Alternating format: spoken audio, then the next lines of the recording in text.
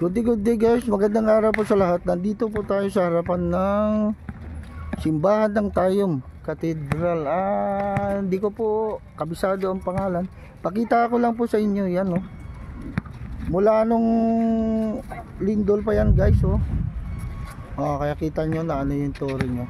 Yan yung pinakita noon sa mga balita na ano, isa sa mga medyo nasira nung lindol dito sa amin sa Abra. Yan. Ito po yung harapan niya, oh. Nawala yung parang pinakatuktok niya dun. Saka dun sa tore niya, parang nabalatan. Mga poste lang. Tapos undercovered pa to guys. Kaya kita nyo may mga net. Kasi baka, ano sa alam ko to, protection sa debris. Baka may mahulog. Yan. Grabe, oh. Pakita ko po sa inyo.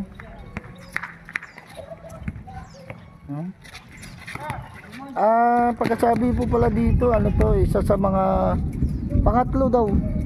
Sabi ng mga ano dito, malapit dito, pangatlo daw sa oldest church ng Abra.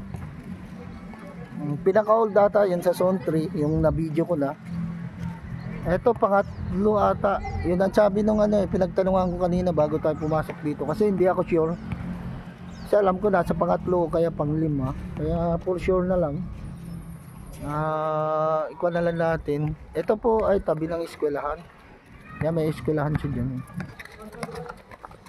Holy Ghost High School.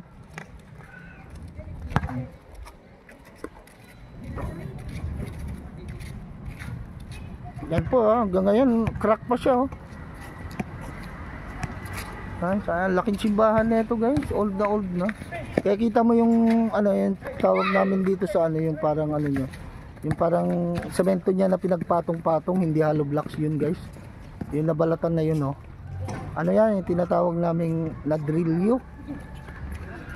Yan. No, pati yung tore niya dun. Ano pa yan guys? Maganda dito, ano to, bale nasa parte ng plaza.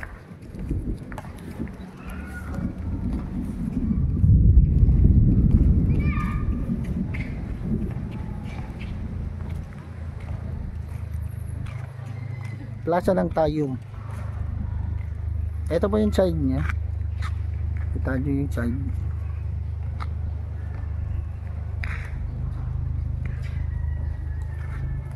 May ano siya dito, oh, kaya hindi makapasok, hindi pwede pumasok kasi narangan, oh. May para fence.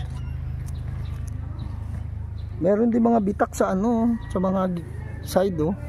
Yan, oh, may mga bitak din siya guys. Grabe pala yung lindol noon dito sa amin. Daming sinira yung lindol na yun.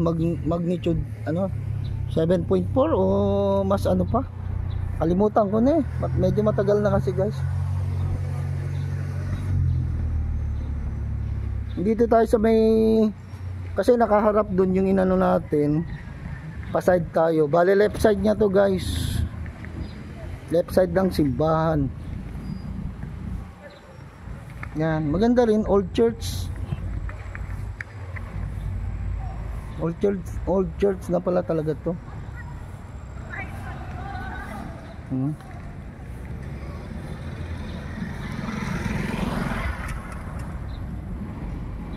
May magandang design pa ng halaman dyan guys, oh.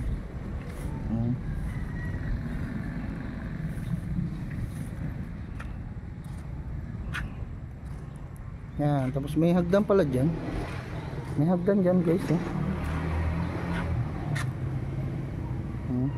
Galing din.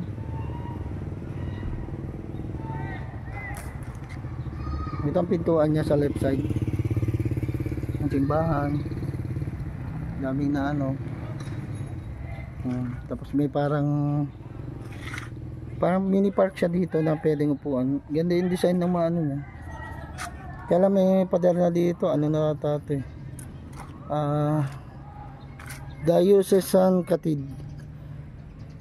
Catechetical Center. Ano rin pala yan. Yan, katabi niyan guys, oh. Ito ata yung design niya dati. May maliit dito na design. Cute din siya, maganda. Yan guys.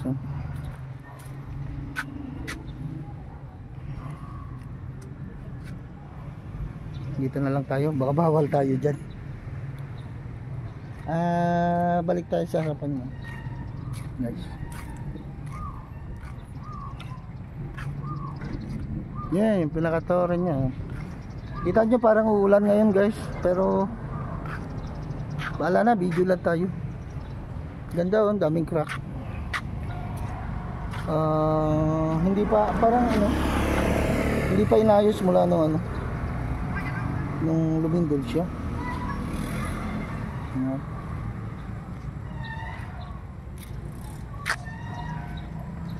Ewan ko lang kung maririnig nyo yung boses ko guys. Ano, medyo mahina siguro to.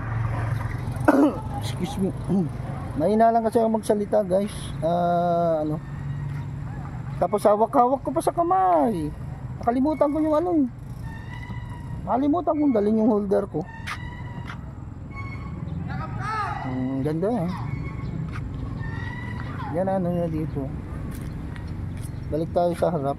Pakita ko sa inyo. Parang ano niya sa inyo. Sa harap. Lakas ng kulog. Narinig nyo yun guys. Lakas ng kulog. Medyo delikado tayo dito. Baka lumakas yung ulan. Ewan ko kung maririnig nyo yung boses ko.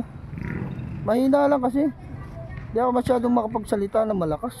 Dami kasing tao dito guys. Yan o.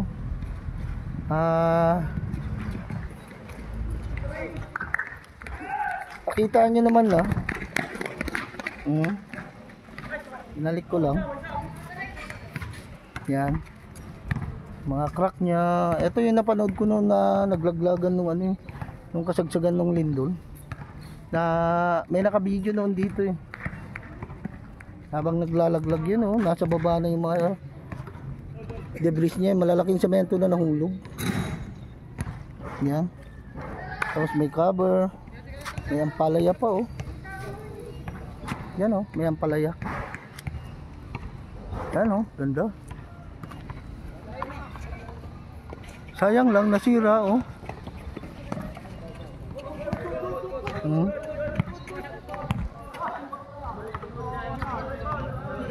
Tala, ipakita ko na guys. At good day lang po tayong lahat. Salamat po. Salamat po sa panonood. And please don't forget to like, share, and subscribe to my videos. At kung maaari, comment din. Yan yung harap niya. Hanggang dito na lang guys. At good day lang po. Salamat sa panonood. At magandang buhay.